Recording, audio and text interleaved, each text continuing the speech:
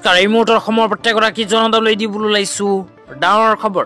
আজি হৈছে 6 জানুৱাৰী। আজি অসমৰ লাখ লাখ দুখীয়াসকললৈ কেইখনমান চৰকাৰী আঁচনি লৈ দিবলৈ ওলাইছো ডাঙৰ খবৰ।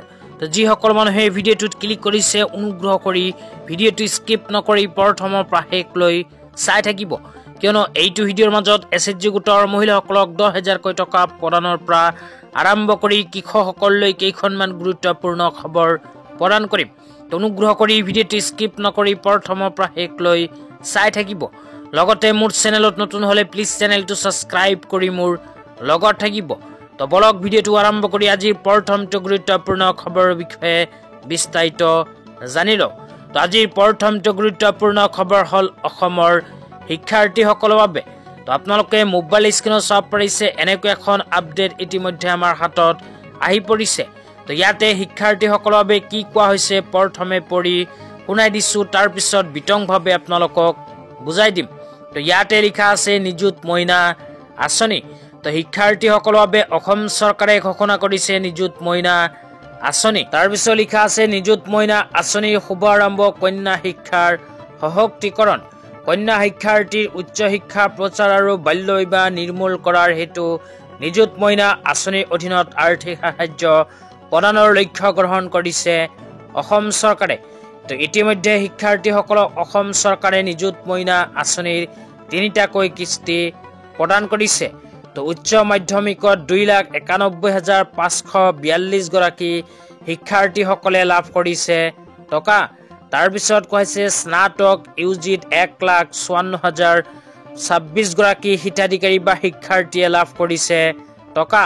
তাৰপিছত কৈছে স্নাতকোত্তৰ পিজিত 11,626 গৰাকী শিক্ষাৰ্থীয়ে লাভ কৰিছে নিযুত মইনা আঁচনিৰ টকা। তাৰপিছত শেষত কোৱা হৈছে বিএডত 1,031 গৰাকী শিক্ষাৰ্থীসকলে নিযুত মইনা আঁচনিৰ টকা লাভ কৰিছে। তো যিসকল শিক্ষাৰ্থীয়ে নিযুত মইনা আঁচনিৰ 3য় কিস্তিৰ ধন ইতিমধ্যে যোৱা মাহত লাভ কৰিছে সেইসকল শিক্ষাৰ্থীক অসম চৰকাৰে চলিত জানুৱাৰী মাহৰ 11 তাৰিখে প্ৰদান কৰিব 4ৰ্থ নম্বৰ কিস্তি। তো আপোনালোকৰ ঘৰত যদি কোনো শিক্ষাৰ্থী এইখন আঁচনিত আবেদন কৰিছে তেন্তে এইটো ভিডিঅ'ৰ কমেণ্ট বক্সত কমেণ্ট কৰি জনাই দিবলৈ নাপাহৰিব।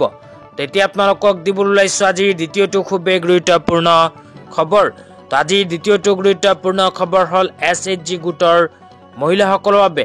তো অসম চৰকাৰে এছএইচজি গোটৰ মহিলাসকলক আৰ্থিক সাহায্য প্ৰদানৰ বাবে ঘোষণা কৰিছে মুখ্যমন্ত্ৰী মহিলা উদ্যমিতা অভিযান আঁচনি।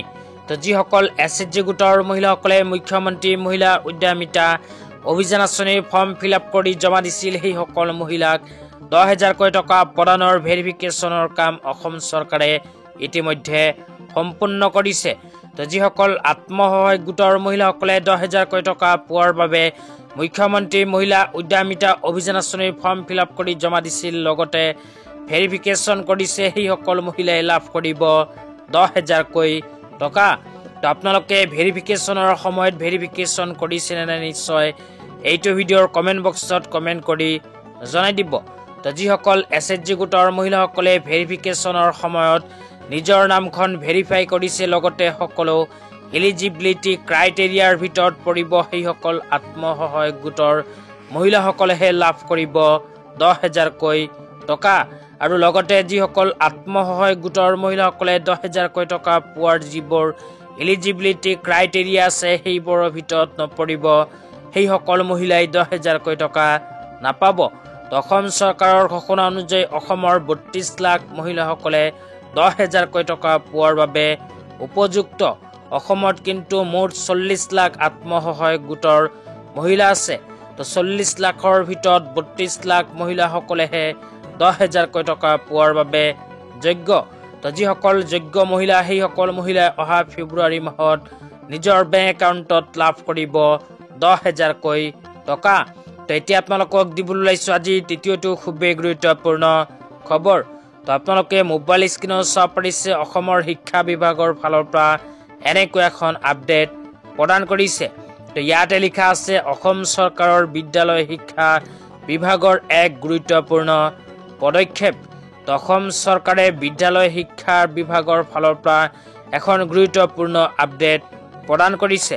তো ইয়াতে কি লিখা আছে বিতংভাৱে আপোনালোকক জনাই আছো অনুগ্ৰহ কৰি ভিডিঅ'টো স্কিপ নকৰি চাই থাকিব তো ইয়াতে 1 নম্বৰত কৈছে মাধ্যমিক শিক্ষা সঞ্চালকালয়ৰ অধীনত 26 গৰাকী পৰলোকপ্ৰাপ্ত ঠিকা ভিত্তিক অতিৰিক্ত শিক্ষক শিক্ষয়িত্ৰীৰ পৰিয়ালক 5 লাখ টকাকৈ আৰ্থিক সাহায্য প্ৰদান কৰিলে অসম চৰকাৰে তো তাৰ পিছত আৰু লিখা আছে ৰাজ্যিক শিক্ষা গৱেষণা আৰু প্ৰশিক্ষণ পৰিষদ অসমৰ অধীনত 13 গৰাকী প্ৰাৰ্থীক দায়িত্বৰ প্ৰবক্তা হিচাপে নিযুক্তি প্ৰদান কৰিলে অসম চৰকাৰে তো এতিয়া আপোনালোকক দিবলৈ লৈছো আজি চতুৰ্থটো খুবেই গুৰুত্বপূৰ্ণ খবৰ তো অনুগ্ৰহ কৰি ভিডিঅ'টো স্কিপ নকৰি চাই থাকিব তো আজি চতুৰ্থটো গুৰুত্বপূৰ্ণ খবৰ হ'ল কৃষকসকলৰ বাবে তো আপোনালোকে মোবাইল স্ক্ৰীনত চাব পাৰিছে কৃষকসকলৰ বাবে চৰকাৰৰ ফালৰ পৰা এনেকৈ এখন আপডেট প্ৰদান কৰিছে তো যিসকল কৃষকে খেতি বাতি কৰে সেইসকল কৃষকে অনুগ্ৰহ কৰি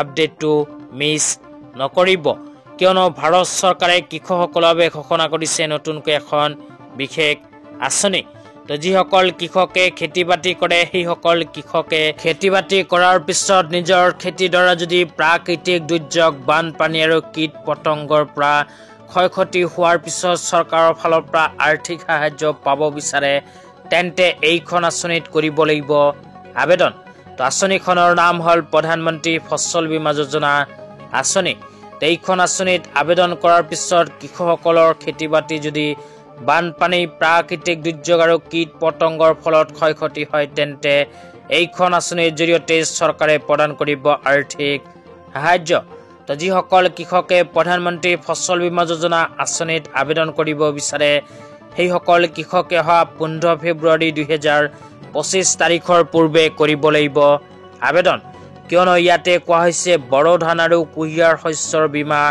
পঞ্জীয়নৰ অন্তিম তাৰিখ 15 ফেব্ৰুৱাৰী 2025 তো যিসকল কৃষকে বড়ো ধান আৰু কুঁহিয়াৰৰ খেতি কৰিব সেইসকল কৃষকে 15 ফেব্ৰুৱাৰী 2025 তাৰিখৰ পূৰ্বে কৰিব লাগিব প্ৰধানমন্ত্ৰী ফচল বীমা যোজনা আঁচনিত আবেদন কিয়নো অসম চৰকাৰে 15 ফেব্ৰুৱাৰী 2025 তাৰিখটো প্ৰধানমন্ত্ৰী ফচল বীমা যোজনা আঁচনিত আবেদন কৰাৰ অন্তিম সময়সীমা ঘোষণা কৰিছে তো আপোনালোকে যদি খেতি বাতি কৰাৰ পিছত প্ৰধানমন্ত্ৰী ফচল বীমা যোজনা আঁচনিত আবেদন কৰিব বিচাৰে তেন্তে অতি সোনকালে জিলা কৃষি বিষয়াৰ কাৰ্যালয় জনসেৱা কেন্দ্ৰ বা সংশ্লিষ্ট বীমা কোম্পানীৰ কাৰ্যালয়ত গৈ যোগাযোগ কৰিব পাৰে তো আপোনালোকে তাতেই কিন্তু প্ৰধানমন্ত্ৰী ফচল বীমা যোজনা আঁচনিত কেনেকৈ আবেদন কৰিব লাগিব কি প্ৰমাণ পত্ৰৰ প্ৰয়োজন হ'ব সবিশেষ জানিব পাৰিব তো আজি ইমানেই ভিডিঅ'টো চাই কেনে পালে নিশ্চয় কমেণ্ট বক্সত কমেণ্ট কৰি জনাই দিব তো ধন্যবাদ।